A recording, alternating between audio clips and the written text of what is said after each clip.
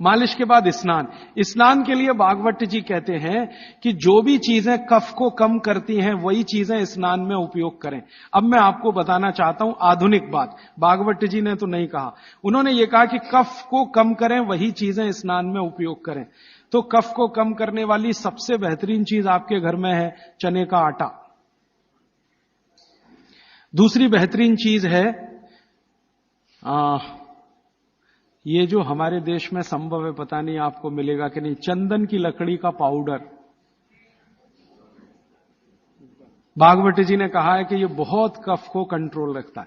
तो चंदन की लकड़ी का पाउडर माने चंदन पाउडर, चने का आटा और मोटा आटा, कोई भी, गेहूं का हो, चने का हो, दाल का हो, मोटा आटा।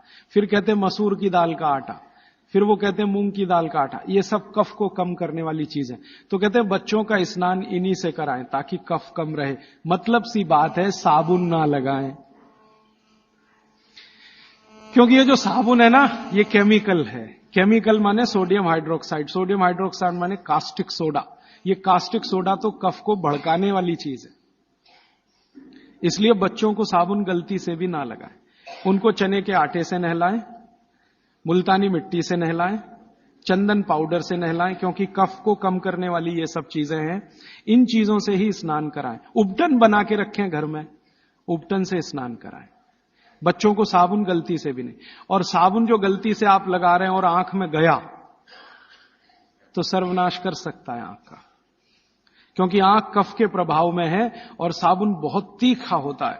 वो पित्त और वात के प्रभाव की चीजें हैं। तो दुश्मन मिल गए दो एक साथ, साबुन और आंखों का जल, तो तकलीफ करेगा। वैसे भी बच्चे बहुत रोते हैं साबुन आंख में लगे। तो आजकल टीवी में एक विज्ञापन आने लगा, बिना आंसू निकालने वाला साबुन दुनिया में हो ही नहीं सकता।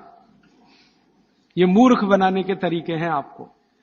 कोई भी साबुन आंसू ना निकाले ये हो ही नहीं सकता, क्योंकि साबुन है ही पित्त और वात का और आंखें हैं कफ की। लगेगा तो आंखों से आंसू निकलेंगे ही।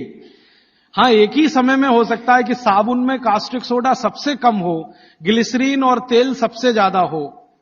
तो ग्लिसरीन और तेल अगर सबसे ज्यादा है तो उपटन में ही तेल मिला के नहला देना। साबुन क्यों खरीद के ला रहे हैं? 35 रुपए का आता है Johnson and Johnson baby soap, 350 रुपए किलो।